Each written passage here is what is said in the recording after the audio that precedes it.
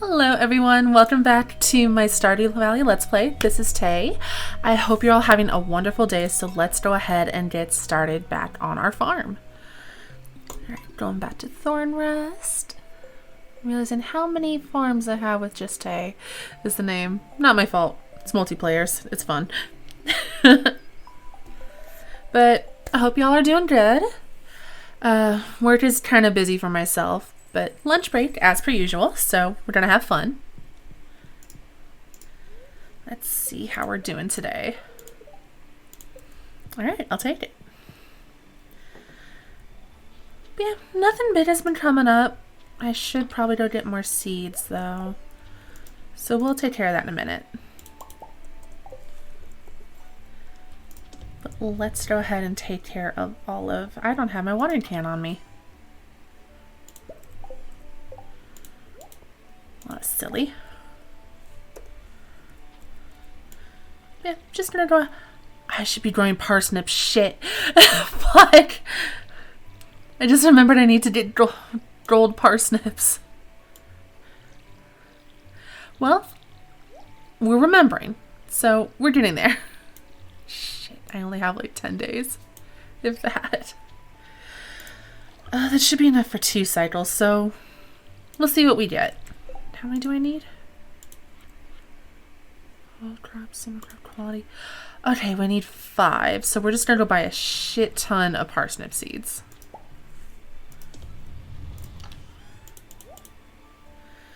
And we need to get more clay. Alright, so let's go take care of Pushka and Penny.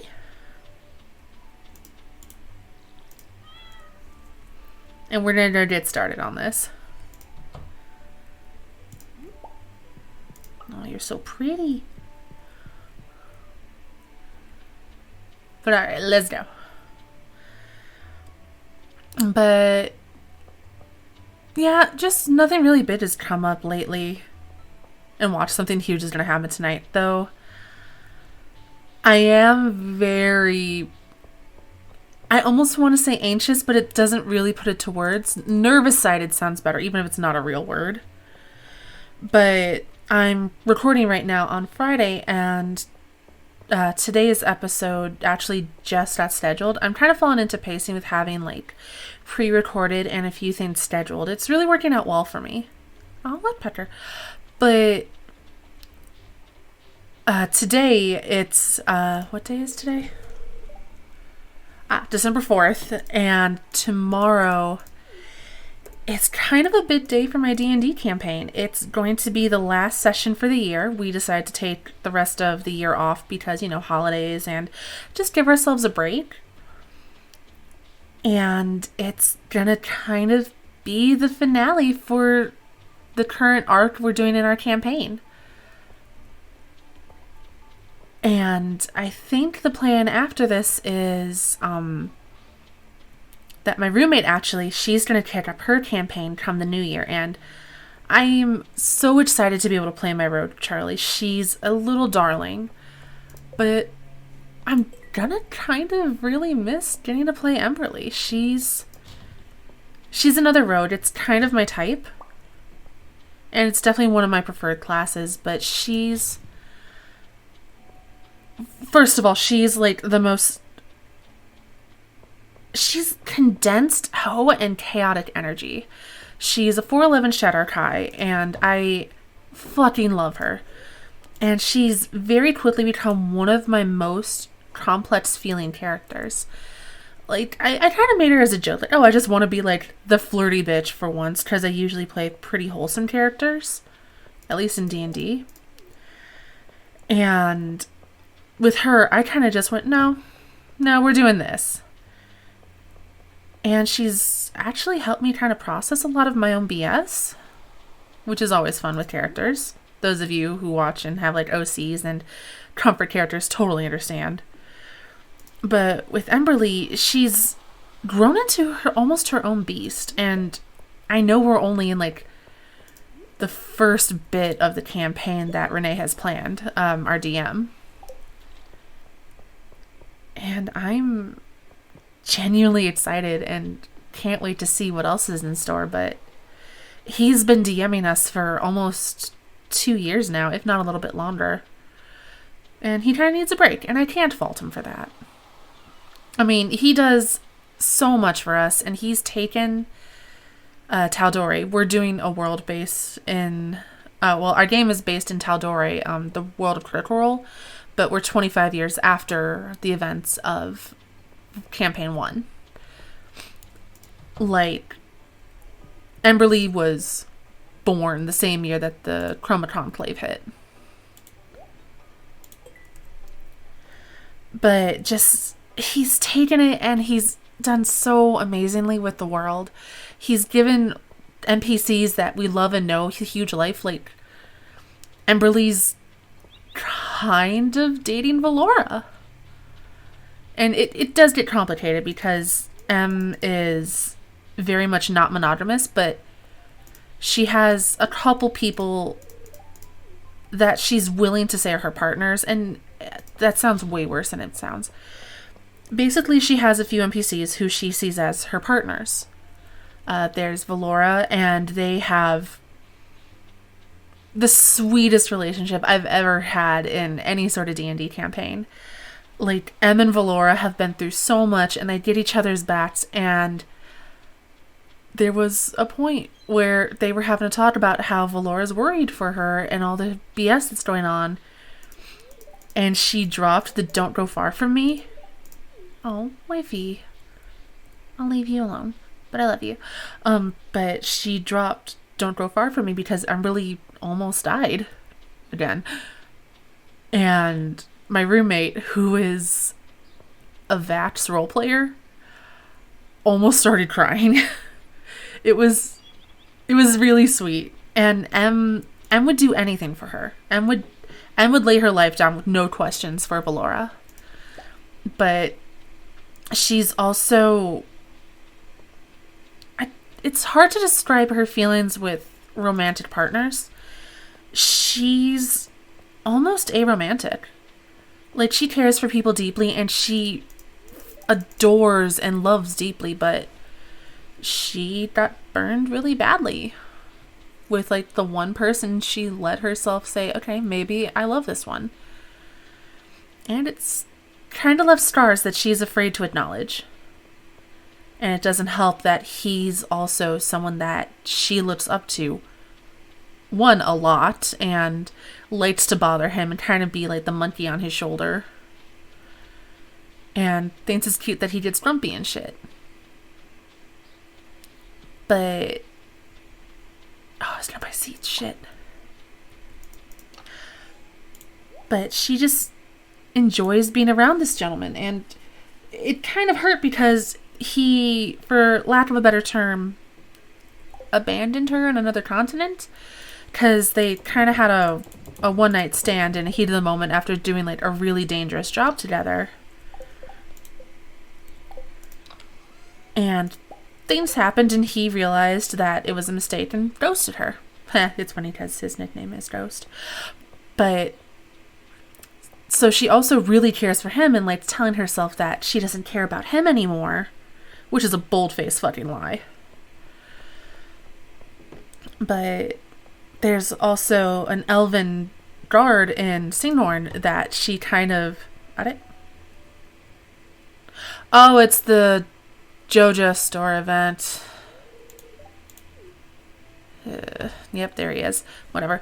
But she kind of just started flirting with this guard who was basically told to babysit her because she's Shadar Kai and it's an elven city. And elves, like most fantasy elves, fucking hate a lot of races, namely hers. They see Shadar Kai as traitors because they abandoned, like, their traditions and broke off and did their own thing and blah blah blah, lore. Oh yeah, it's a two-parter, whatever. But they kind of connected. Like, she was just like, so am I, like, being held prisoner? Like, am I allowed to just go and do shit? And he's like, I just have to keep an eye on you. And she's like, okay, bet. And started running off and fucking around and having fun. And they ended up, like, forming a genuine care for each other. Yeah, I hate myself enough to do 30. Let's go.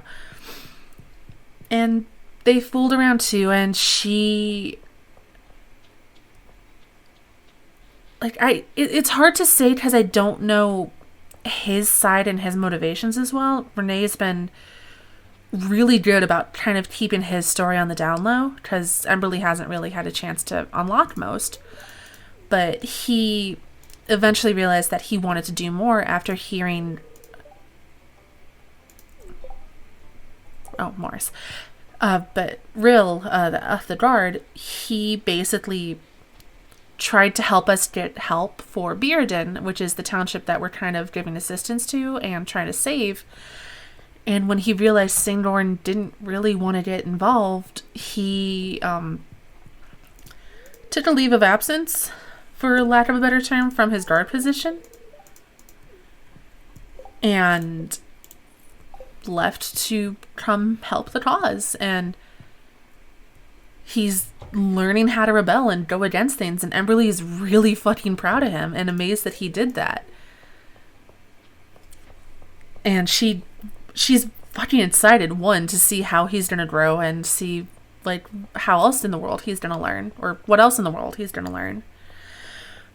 But Emberly's starting to realize that she cares deeply for these three people. One, Saphias, the gentleman who she had kind of like the one night stand with, that kind of went too far because she caught feelings.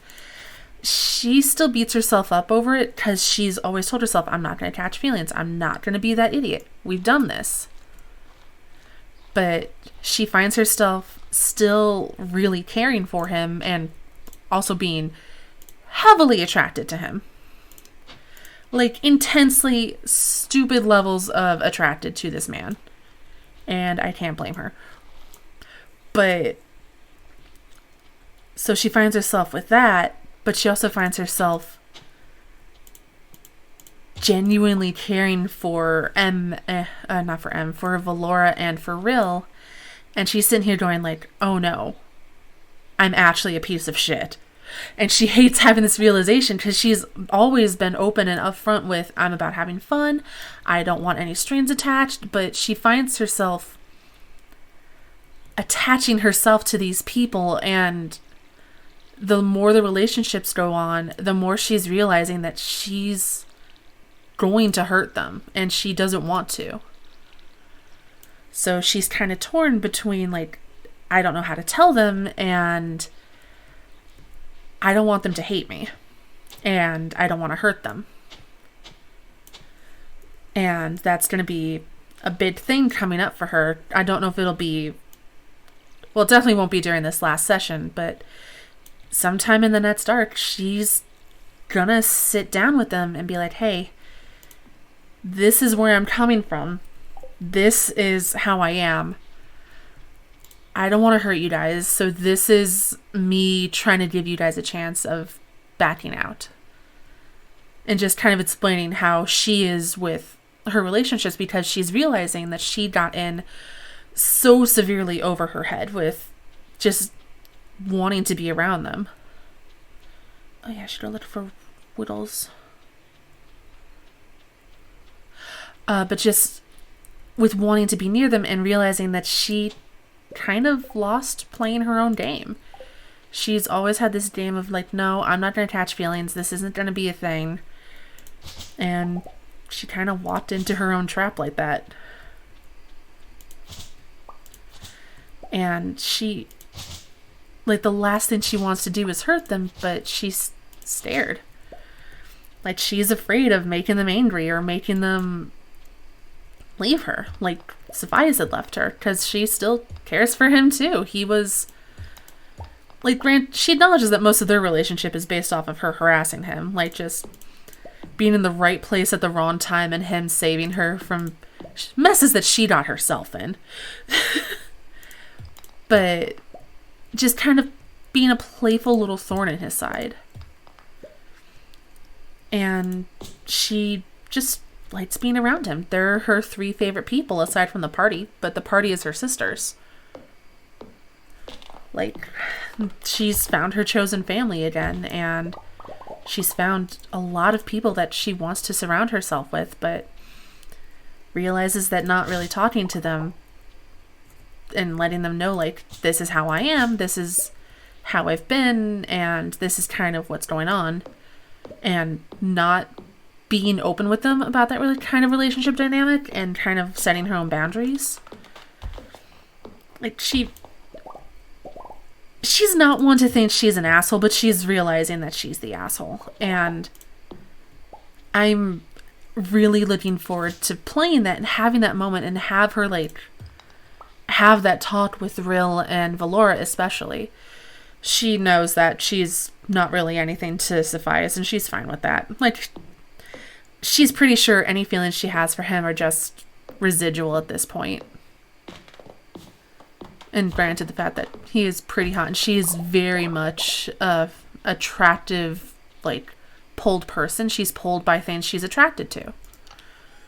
I know there's a term for it that better describes it, but I'm, one, realizing I'm rambling, so I'm sorry.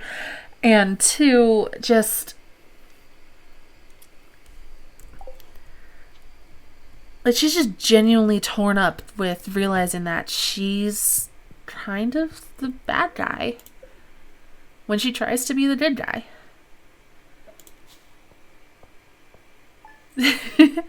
Oh god, I just realized I rambled for like almost 20 minutes about my fucking D&D ships. But I mean, it's just at the bottom, at the end of the day, it just shows how much I'm enjoying it, I guess. Like,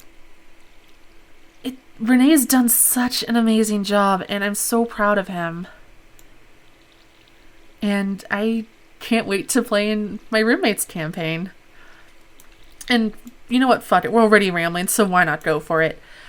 But her campaign, first of all, Cass is a fucking god at world creation. She's made this world. She's made races. I'm actually going to shamelessly plug a supplement that she made in the description for this video, actually. Because for D&D, she's also made a completely on her own Tabaxi racial supplement for 5th edition. Like, she's made sub-races, different types of cats, like culture and language. She made a goddamn language with proper rules. Like, she spent, I think it was the better part of a whole Saturday just bouncing words off me, like, hey, if this means this in this language, what do you think is the logical step for it to mean this? Like, as far as, like, adjective rules and shit.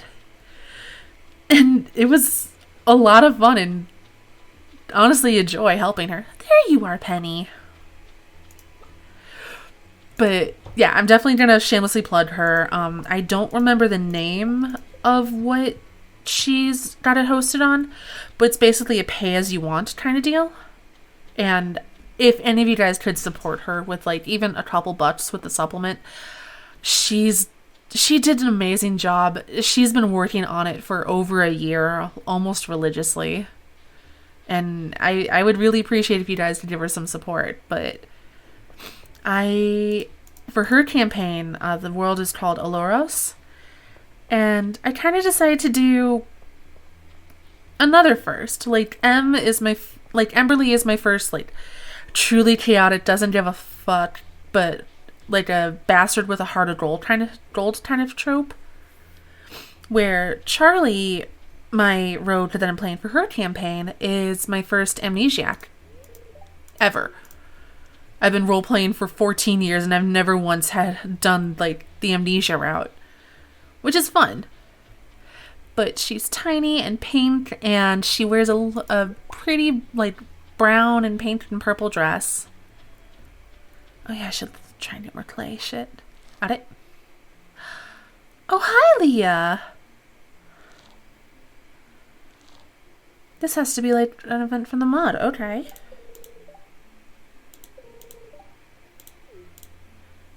I'll continue the story in a second. I've never seen this before.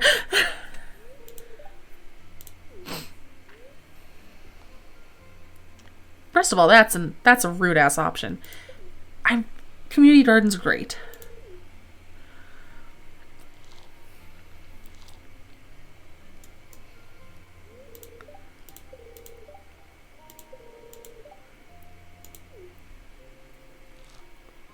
This is so fucking cute.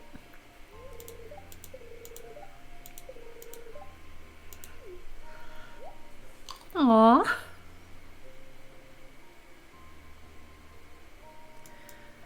Okay, it's really wholesome that the mod actually adds like little a secondary event.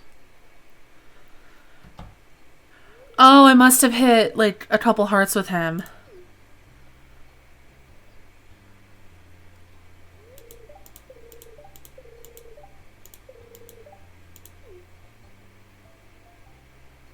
What a prick. Alright, here we go though. And oh, good, I actually had something to drop off here. But, where was I? Oh yeah, Charlie and her cute little dress. But basically, I can't give too many spoilers just in case some of the party watches the videos. And because I know Cass is gonna kind of twist what I've given her and kind of flip it on its head, knowing her she is Queen Angst. And I've given her a lot of angst to work with. Hi, cookies. Okay. But Charlie is super fucking sweet. Basically, her memories start... I'm going to be generous and say about a year prior to campaign events. And all she really remembers is, hi, baby! Hi, honey. Well, first of all, she kind of looks like Sophia. She's got like the Sims. I love her. You want cookies? I have cookies. I love you. God, I'm such a creep. But Charlie is just this sweet baby girl. Fucking baby girl. I love her. But, like she is like 5 feet, 99, maybe 100 pounds soaking wet. And she's a stout. But a year prior to the campaign, that's where her memories kind of start. And she remembers waking up in a field of flowers, her head hurt, and she looked behind her and there was a broken carriage. So she kind of assumed that something happened. But she just started walking. And she eventually came across like this little farm with like, not old, but like older people in the house. And they saw she was hurt and offered to let her stay for a little bit, especially when they realized that she didn't know her name or anything. But she found a letter in her pocket addressed to Charlie, and she thought the name was pretty, so she was like, just call me this for now. And Charlie, being a good girl, kind of assumed maybe she was taking the letter to somebody. So she hasn't opened it yet.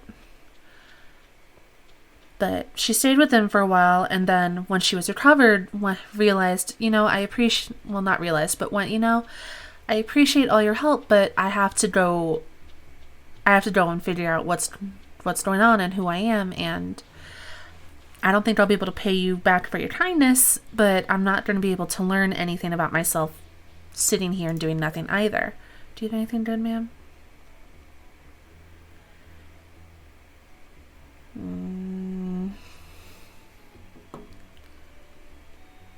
No, we can wait a little bit more.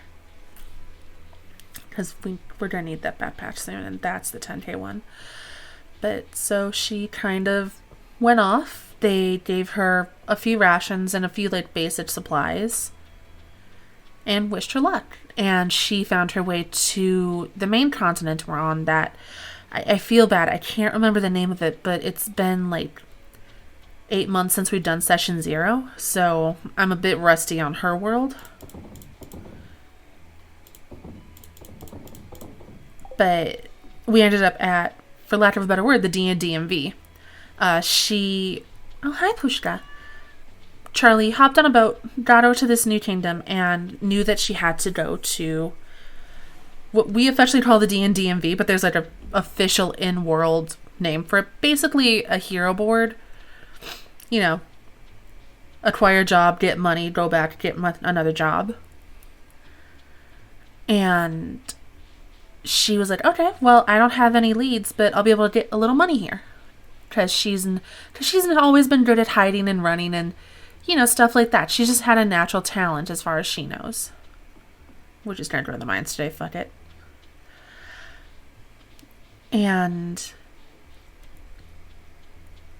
so basically the first thing she does after getting off of the dock is she goes and just kind of wanders and tries to find her way. And on the way, she finds a bakery. And Charlie very much kind of goes on her whims. She's very lackadaisy in that way. But she smells bread and she has to have it. She loves food. Why am I facing the wrong way? What is wrong with me?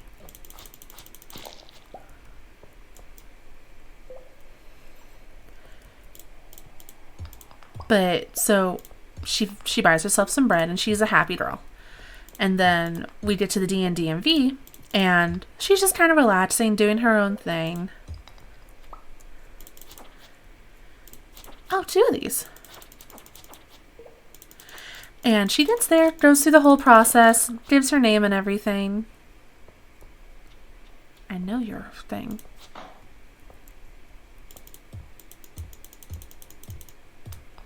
That's what I thought. Sorry, I'm trying to focus a little bit. But, so we get there and she gets in line, goes through the process, and is sent to the waiting room. And in there, she meets the rest of the party. And she's just, like, polite,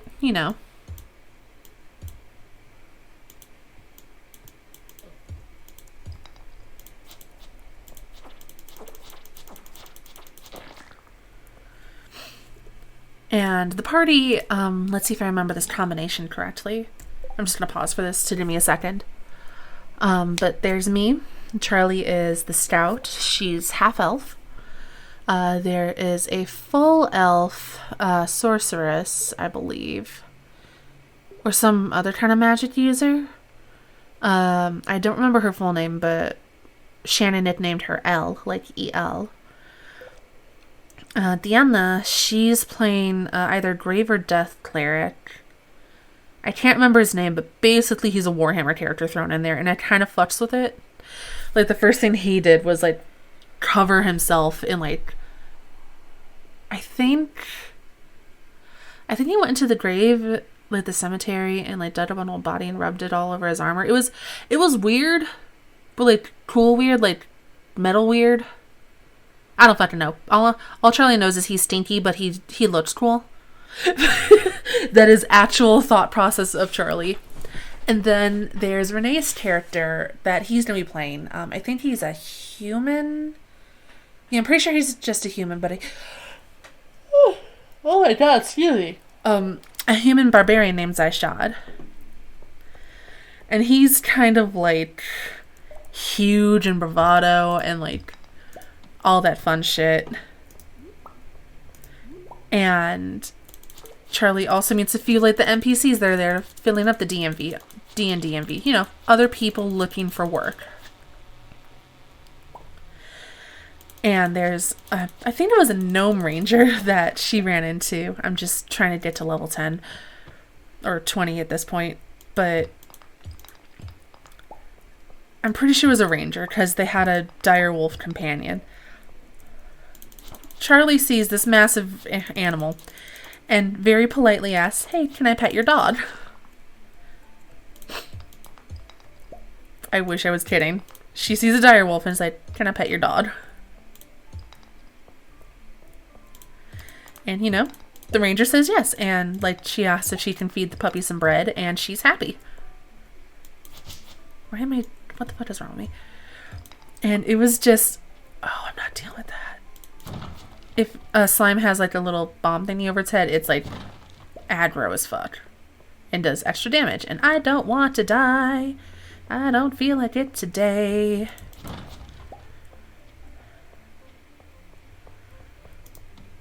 Because we're just trying to stuff fucking worms.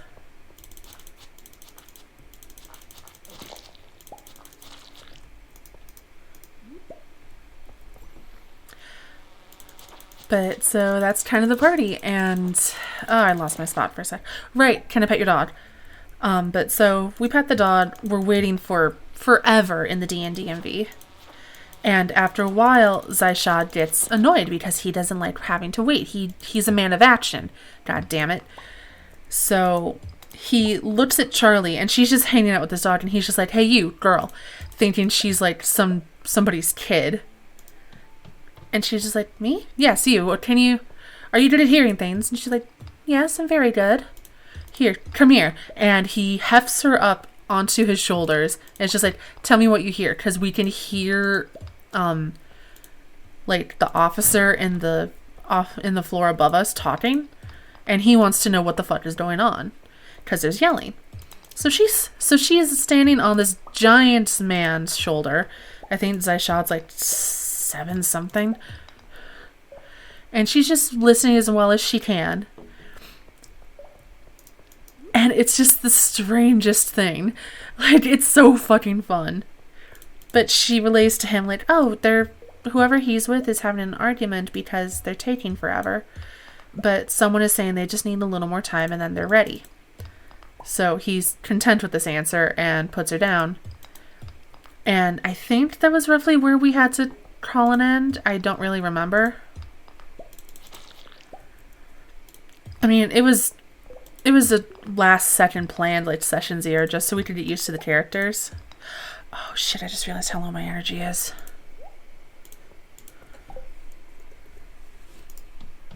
Wait.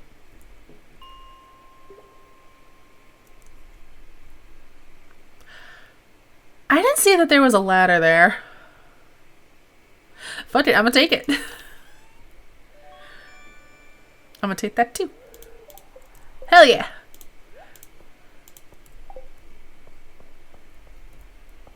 I'm going to say this counts as a victory, so let's go back up there and... Oh, we can only go up 1 level. Oh well, going down.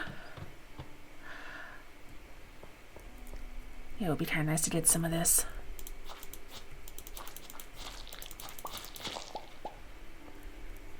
But, so that was basically our session.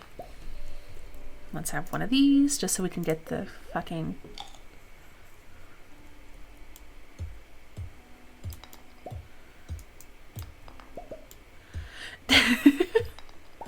God, I completely just lost myself today in rambling about D&D, and you know what? I'm not even that sorry. But, yeah. They're still at level 20? Oh, well.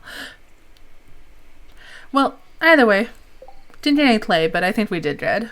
Got a little bit closer and got a better sword. But I just completely lost myself in rambles. So if that wasn't what you guys were expecting today, sorry, not sorry. That's kind of the best I got. But it was nice. And it is nice to be able to, like, sit down and process, like, especially Emberly's feelings. Like, God, I'm scared for her. Like, I have such a fear, like a stupid, irrational fear of communication in some regards. But that's on trauma, 1. And 2, just, I kind of feel for Em in that regard. Like, there's few things scarier than wanting to speak a truth that you think your partners might not want to hear and being afraid that you're going to disappoint them. Like, it's fucking terrifying. Okay, so, but I don't know. It's one of those things that I really love about D&D, where you can sit and process shit like that and really just, I'm pausing again, really just learn more about yourself through your characters. Like, I don't have that sort of issues myself, but it's almost freeing having a character who's bad at like important communication in that regard, because it's almost a way to kind of practice and work through it. Yeah, I guess that's the long and the short of it. It's almost self-therapy, but, like, I don't fucking know. I'm losing my train of thought. Either way, comfort characters are a thing, and D&D is fun, and Renee has been a fucking amazing DM, and I can't wait to see how Cass is gonna do. I guess that's the long and short of it, and, you know, stepping away from loving rambles about my characters. Maybe I'll talk more about some of my other OCs I have, like, once we're done with this campaign that we're calling Daughters of Destiny. Oh, yay. When we finish that, Renee already has his homebrew world set up called Ansira, and I'm going to be playing a Tiefling Paladin, which is going to be fun. Arian's a gift. But I'm going to go ahead and cut things off for now. So I hope you all have a wonderful day. I hope you all have an amazing weekend, even though this is going to be going up on a Tuesday. But take care of yourselves and love yourselves. So that's kind of it. Alright, but I love you guys. Go ahead and hit up in the comments or anything if you have any questions or just kind of want to talk D&D, you know, staying on topic for today. But you guys take care. Bye.